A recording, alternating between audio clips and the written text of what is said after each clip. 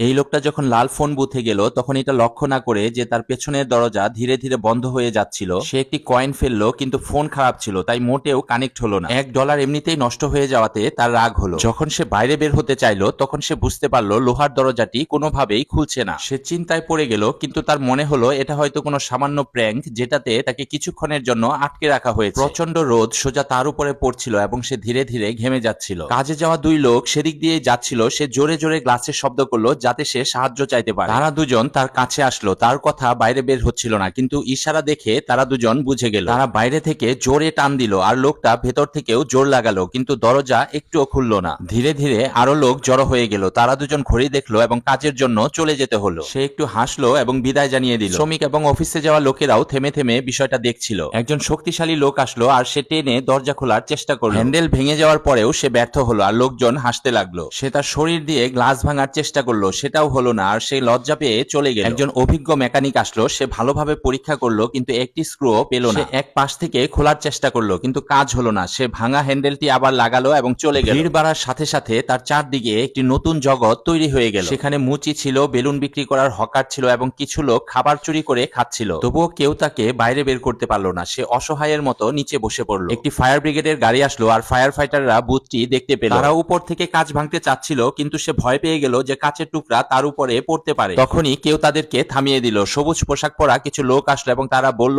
যে তারা phone booth কোম্পানির লোক। তারা বলল এই খারাপ বুথ রিপেয়ারের জন্য নিয়ে যেতে হবে। সে কিছু বুঝতে পারলো না এবং তাদেরকে থামাতে চেয়েছিল কিন্তু তার শব্দ বাইরে বের হলো না। লোকজন তাকে সান্ত্বনা দিল যে চিন্তা করো না, আর তাকে সেখান থেকে নিয়ে যাওয়া হলো। ধীরে ধীরে গাড়ি শহরের বাইরে যাচ্ছিল আর লোকটাকে সবাই এমন ভাবে দেখছিল যে তার নিজের কাছেই অন্যরকম লাগছে। পরের সিগনালে সে একটি কফিনের ভেতরে একটি লাশ দেখতে পেল যার অবস্থা ঠিক তার মতোই ছিল। পরবর্তী সিগনালে সে আরেকজন লোককে ওই লাল ফোন বুথে বন্দি অবস্থায় দেখলো। সে বুঝতে পারলো এগুলো একটি ষড়যন্ত্র। সে কাঁচে আঘাত করলো এবং সাহায্য ভিক্ষা চাইলো, কিন্তু লোকেরা মনে করলো সে হাত নাড়াচ্ছে তাই তারা হেসে জবাব দিচ্ছিল। তৃষ্ণার্ত, ক্ষুধার্ত এবং পুরোপুরি ক্লান্ত হয়ে সে হতাশ হয়ে গেল। গাড়ি একটি নির্জন জায়গায় পৌঁছালো। তার পরিবারের কথা মনে পড়লো এবং সে তার স্ত্রী এবং সন্তানের ছবি দেখল। সে বুঝতে পারলো না তার কি ভুল হয়েছে। তখনই সে একটি মিলিটারি হেলিকপ্টার দেখতে পেল। সে তার শেষ শক্তি লাগিয়ে সাহায্য চাইলো, কিন্তু হেলিকপ্টারটি সামনে চলে গেল কারণ সেটা ওই গাড়িটিকেই রাস্তা দেখাচ্ছিল। পাহাড়ের ভেতরে তাকে একটি জায়গায় আনা হলো যেখানে এমন ফোন বুথ বানানো হচ্ছে যেগুলোর দরজা কখনো খুলে না। প্রতিটি বুথে একজন করে মানুষ বন্দী ছিল।